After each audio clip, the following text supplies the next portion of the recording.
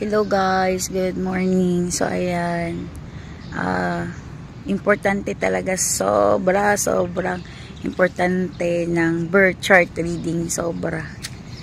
It will help you grow, it will help you understand yourself, it will help you know why andyan ka sa situation na yan. It will help you notice bakit ganito ikaw, ganito yung sarili mo, and everything. So kailangan lang talaga ng patience to read, patience to inquire. Ayan, huwag magdalawang isip na mag-inquire.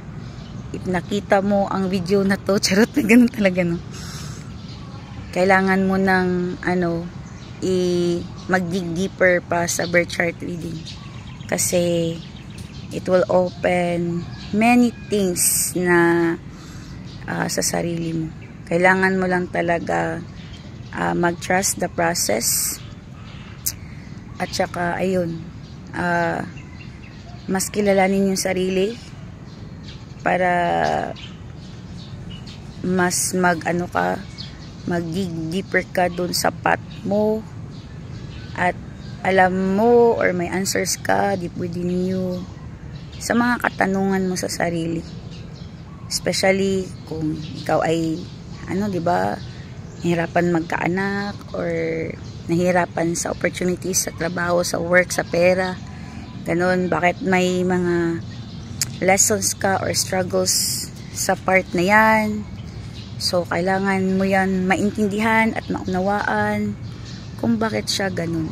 Bakit mo kailangan maunawaan siya or malaman. So ilagay natin na hindi ka pa talaga more into spiritual or more into astrology, or ito nang mo lang siya na-met, pero ito lang talaga.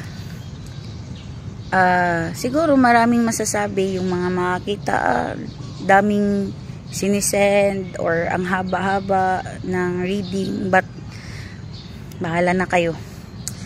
It's my way to help everyone na mag-guide.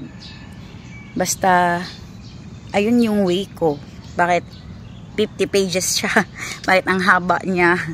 Kasi kailangan mo yung mabasa. Kailangan ikaw mismo ang mag-process within you. So iba kasi yung ni-read ka, kaya dalawa yun eh. Messages at saka voice message. Kasi voice message, later on ko pa talaga siya ma-work. So doon muna kayo mag-focus sa mga sinesend ko, kasi ang haba naman nun. Balik-balikan nyo siya, process nyo siya, mag-pray kayo, kasi kailangan nyo yun. Kailangan ng sarili mo yun, kasi may responsibility ka sa sarili mo, hindi lang sa ibang tao. So ang unang mong responsibility is yung sarili mo. So kailangan